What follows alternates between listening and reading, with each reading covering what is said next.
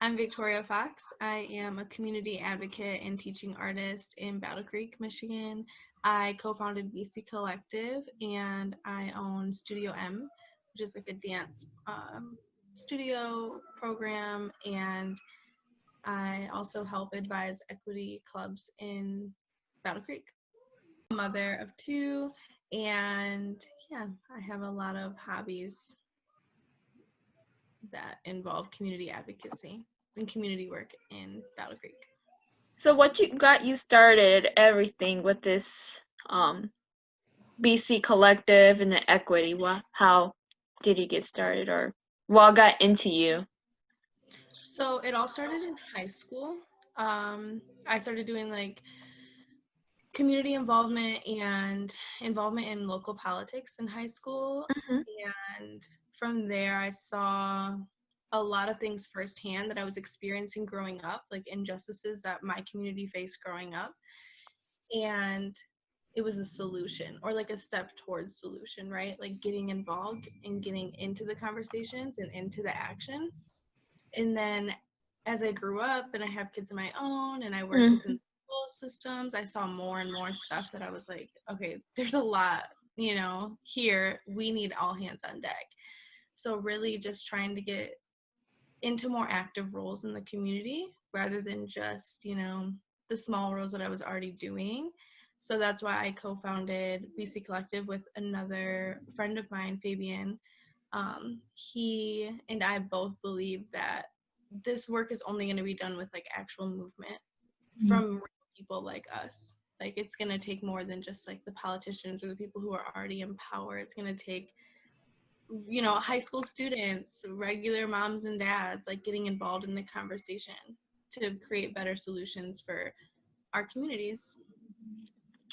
Okay. On your guys' organization, are you guys focusing on one certain group of race, or are you working as multiple, like diverse? Uh, Diverse, definitely. Diverse. Yeah, we tend to put our efforts towards more marginalized communities, so like Hmm. our Black and Brown communities in Battle Creek, which that's why we work with other organizations that do the same, like VOCES and TNT, TRHT. We have done a lot of partnerships since we began because there's a lot of organizations in Battle Creek directing their efforts towards marginalized community or like underprivileged communities. Um, and we're not seeing quick change, right? Like it's pretty slow. So that's why we have like partnered up with like how can we all help each other reach this goal? Yeah. So my other question is, do you see the world having racial issues? Yes. Yes. Yeah. I think the world, I think America specifically, especially with everything that we're seeing right now becoming more exposed because of social media. So I think we've always had these issues. They've just been not as highlighted or exposed. And I think right now with COVID highlights even more important, um, I guess highlights more urgent issues within healthcare. Like Black and Brown communities are affected more by COVID, right? And so all of these things are coming to light, not for many people who've been like in this fight for years, you know what I mean? But like Hmm. on a broader scale as a more mainstream issue rather than like it's normally swept under the rug. It's like, no, America doesn't have race issues. No, Battle Creek doesn't have race issues. Like we're all fine, we all get along. But then there are actual numbers, right, that like prove that that is not true when we have more Black and Brown Americans dying from COVID than white Americans. That is an obvious disproportionate. There's something wrong there, right, within our Hmm. healthcare system. And race is an obvious factor. So I think, yes, I think that within our education system, um, within our justice system, especially. And I think that's like getting a little bit more known to other people who might not know the ins and outs of justice system because it is really hard with like terminology, like the lingo in the court systems, like regular Americans, like we don't know Yeah. we don't know what all this stuff means, like we don't understand how to like dive deep into the school to prison pipeline, all of that stuff, might be like, ooh, okay, gotta go and study that for years. There's like ways now that people can access this information way easier. So I don't know if that makes sense, but like on social media you see TikToks, right, of like social Yeah. movements. So like these things are readily, the information is easier to access now because of social media. So I think that there are race issues, and there always has been. It's just becoming more obvious and more talked about, which is good. We need to have these conversations.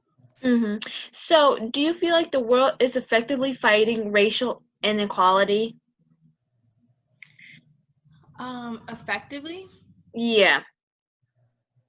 um Like, what do you believe? right.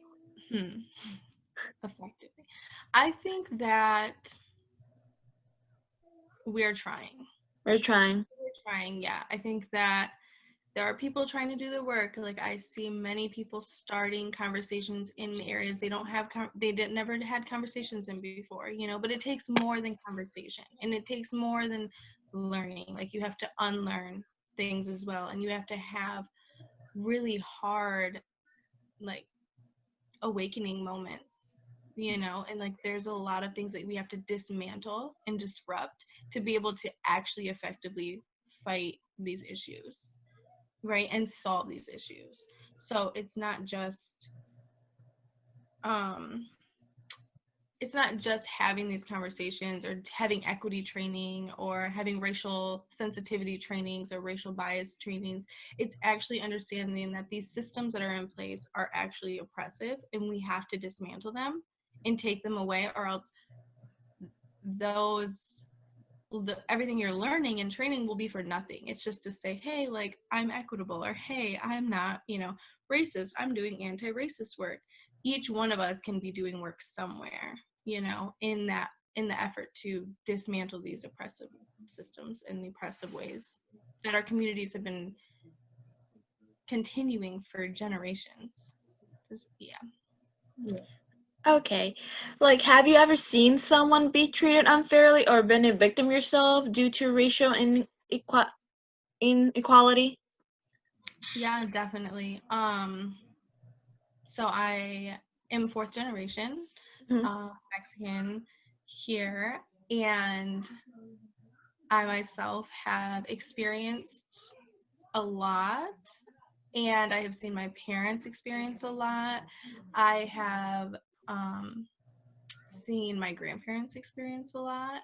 So I think a lot of it, like growing up, was just like, oh, this is how this is, right? And like Mhm. we learn a little bit about it. Like my dad would talk to me about it. My mom would tell me like, okay, this is how you have to act. This is how you have to assimilate. This is how you have to code switch, things like that. And then being in the education system, definitely. Like students, all the time. Like my brother is a victim of the school to prison pipeline. He has special needs. And so there's a lot of people who are treated differently because of physical characteristics or non-physical characteristics that we might not see. And so those things affect us on a deeper level than we might not see, like seem to know. Does that make sense? Like Yeah. a lot of people think like, oh no, like this person did X, Y, and Z, they should be punished. But when we don't understand that a specific race is affected more than another race for those things, like in education, if we're talking about school suspensions and we're looking at numbers, how many more times does a Black and brown student get disciplined than a white student for doing the same thing? And what is the severity, right? So like, how severe are those punishments for the same actions, like fighting, or for bringing a backpack into class, or skipping school, or being late? Those things matter, right? So like those are basically, it's discrimination. It is discrimination and it is wrong, but it comes from the lack of understanding of what that means. Okay. So I saw you in the article, the Second Wave West Michigan. Have you seen your article? What they wrote about you? Mm-hmm. So would you like to explain everything about your what you're doing?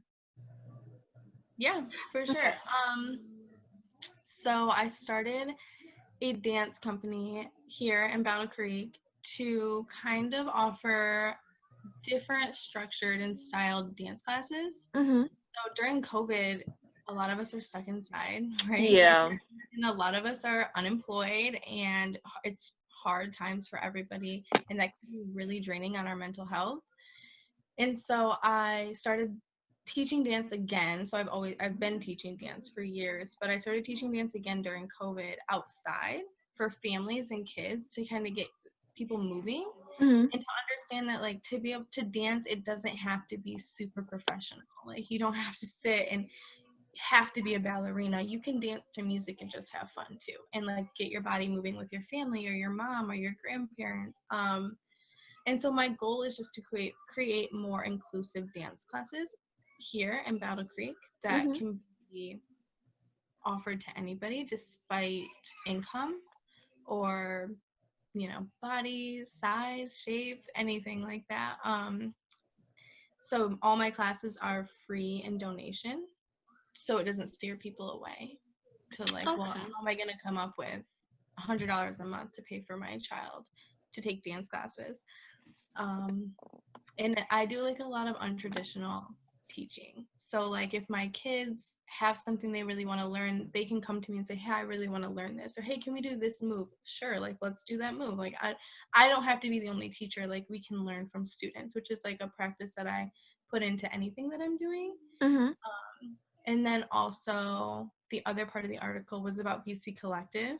So BC Collective, we aim to get people more politically involved and to inform and educate them on social injustices that are happening in Battle Creek and in America. And it's kind of just like a platform right now to share information. So we talk about city commissioner meetings. For the election, we focused heavy on like who we were electing and community events that were going on, specifically around marches and protests and community events, speeches, things like that, things that were happening in Battle Creek, because a lot of it is just access to information. Like we have the lack of knowledge, so that's why we don't see people getting involved, right? Because Mhm. like we'll talk to people and they'll be like, I didn't know that that was happening. I didn't know we had this going on. I don't know what a city commissioner is. I don't know what our mayor does. I didn't know that we could vote for our mayor for the first time ever, like this year. So those things, we're trying to bridge those gaps for our Black and Brown communities specifically, because we pay taxes. Like, Yeah. like we might be young, but these are our systems, and so we Mhm. have to get involved in these systems because they are ours. And they have been ours, since we've been working. Like these things are for our children. These are the school districts we are living in. We all have control in this, right? Like Yeah. the power has to be brought back to the people, and the first way to do that is to get the people informed and to get the people moving and to bring that gap smaller, Yeah.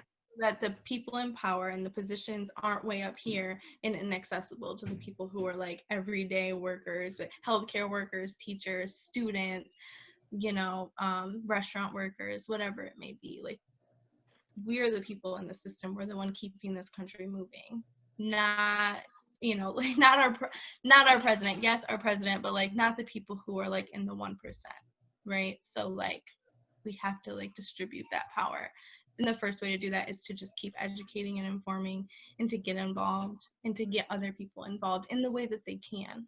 So not everybody can go on the front lines, right, of like protests. Not everybody is physically able to do that, but there's other roles people can play in this fight to make sure that our country goes towards more equity and inclusiveness and freedom rather than going backwards, and to keep limiting, especially for like marginalized communities. I know you've been working with VOSes, and how long have you been working with them? And how's your experience been working with VOSes too? So I started learning more about VOSIS a few years ago when the old director was in there, and he kind of brought me on board to get like a perspective of multi-generation experience in Battle Creek, since I'm a fourth generation, um, and what we can do to bridge that gap too for our Hispanic community and Latinx community. Um, I really like VOSIS. I think they have a good mission. I think they have good people involved. I think they do wonderful things for our Latinx students here in Battle Creek. I was first brought on to help with the um, Hispanic Heritage Month Festival Hmm. to kind of help plan and that kind of thing. And then recently I've connected with them with BC Collective to keep these um, organization like partnership alive, because we're all helping the same communities and we're all representing the same communities, so we should be working together like the PPE distribution. So we are just working together to plan more, I guess, inclusive and like cohesive efforts to bring to our community, rather than like, I'm gonna throw an event, they're gonna throw an event, they're gonna throw an event, and we're splitting our people up. Why not all work together? So VOSIS is really good with that, like working, especially with their new director. I think that that's like one of their biggest things, is like wanting to work with other people in the community and bring our communities, back together instead of like dividing. Yeah. Okay, so on the article, I saw you were talking about about schools. What exactly since you're like an ex-teacher at Harper Creek High School, so were you part of the racial club? I forgot what was the name of the event. Mm-hmm. Mm-hmm. So what were you guys doing? What was your plan? Yeah, so I was a parapro at Harper Creek, and so I work with Mhm. special needs students. And then I helped Miss Roseland co-advise their racial equity club. And basically, that is a space for students to connect over equity, whether it be injustices or, positive culture experiences, talking about microaggressions and things that students are personally experiencing, things that overall students are experiencing in America or in the education system in general, um, or what our country is experiencing. And we kind of bring those things to the table, and it's a safe space for kids to talk. Um, so yeah, within Harper Creek, that's what I was doing. And then now I'm at Lakeview, and I was helping co-advise their racial people for equity. So their group that they had there, I was helping advise that, and they do the same things, right? And so we talk about, things that happened like in the summer, like George Floyd, and we talk about the Black Lives Matter protests. We talk about Proud Boys. We talk about, hate speech. We talk about the school to prison pipeline. We talk about all of those things that are affecting students daily, right? We talk about COVID-19. We talk Mhm. about how we're handling it, how our mental health is, how it might, what that experience might be like for, people of different backgrounds and races and ethnicities. Um, and yeah, I think that that is like an important conversation for not only students to have, but educators. And so me, as somebody who is responsible for educating youth, right, in Mhm. whatever it may be, math, like history, English, we have to be having these conversations with each other, and we have to be learning from each other, because there's a lot that I'm teaching those students, and there's a lot that they're teaching me. And then there's just a lot of like solidarity as well. And there's a lot of, oh, you experienced that? Me too. Maybe in a different way, maybe similar. Oh, you experienced that? I've never experienced that. So I'm so sorry that you've had to experience that, or how can I help? What are things that I could do to maybe also make sure you don't experience that again? As for my role specifically as like an educator or somebody who's in a position of authority and power, according to these students.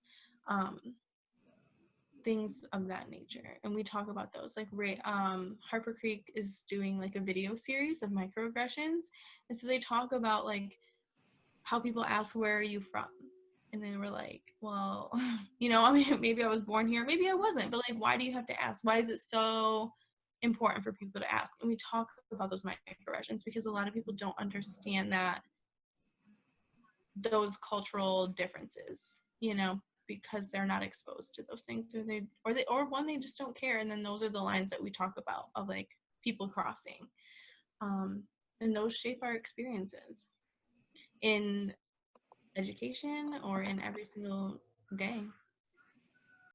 You see these school systems wanting to do really good, right? Like you see the staff talking about equity or talking, like saying the right things, but inherently, how can we do the right thing when we are a part of an oppressive system? And there's so many other things like the dress code. Like those things are systemically oppressive, more so to women and people of color than males and non-people of color. Those are proven things. So like how can we dismantle those? But like there's more, how many more times do you see a woman getting dress coded versus a guy? Right? So like 100% of the time. right? Like those are inequitable. Those are, it's not okay to do to our students because that's what we're teaching them, like of how to move in the world.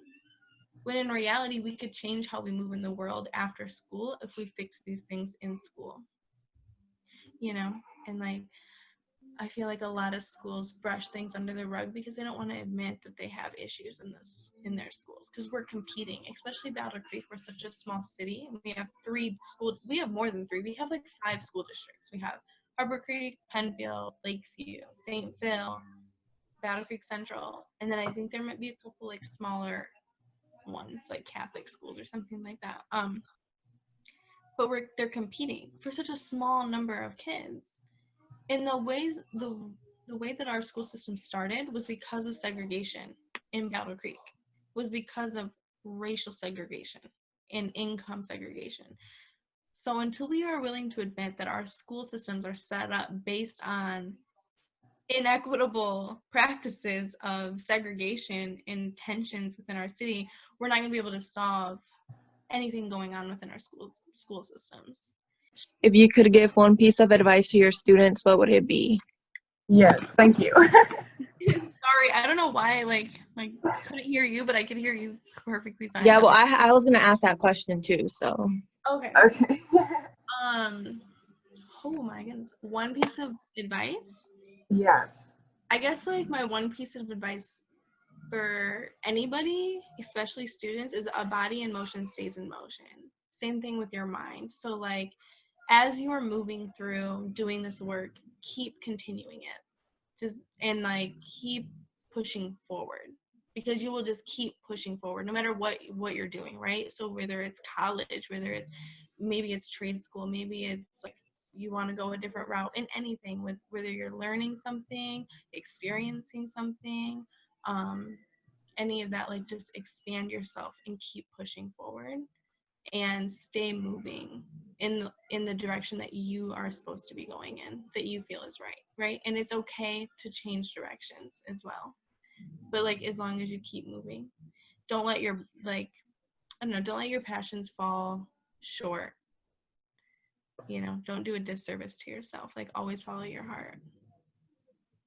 I guess that would be like my biggest advice. And for specifically advice for getting involved in the community, there are tons of resources here, right? If you're talking specifically about Battle Creek, there are tons of people you can tap into and get more knowledge from, and to gain experiences that will help you. And whether you want to stay in Battle Creek or move, and when you move too, you just always have to put yourself out there a little bit. What made you want to pick this topic? I mean, like how you explain, like there's a lot of like racial inequity going around and like racism, and I think I personally have felt like looked down upon because of my race. But like as I got older, I sort of like learned to embrace myself, and like not be so afraid. So it's more like personal experiences. I like that. Yeah. I know it's hard, right? Like it's hard because it's both and always. Like there's always a both and. So it's like we've experienced negativity. Like every single person has experienced some sort of like negative adversity, hard times, hardships. But there's also an and of like, but then we can also spin it and talk about positive experiences or things we've learned from it or things we've grown from, like you said, like embracing who you are, because like I totally resonate with that. Like there's times that I've experienced because of like what I look like or who I am or where I come from or how much I have or don't have or my culture is a negative thing, but at the same time like I've learned there's like another side too. You know, sometimes I've been embraced or I have been celebrated because of who I am or what I've done. And as I grow more, I've learned that like that embracing who you are and not being afraid of being like authentic, the better like one is with it themselves. And that's really all that matters, because like everybody else can just, you know, fall away and you're left with yourself. Like in the end, you know, it's just you, and that relationship you have with yourself is so important first and foremost, because then every other relationship builds on top of that relationship that you have with yourself. So yeah, it's pretty crazy. Okay, so I think that's all for an interview. So thank you for your time, Miss Fox. It was great talking to you all. Okay, us Hope to too. do it soon. We will see each other again. Yeah, for sure. Adios. Okay, bye. Bye.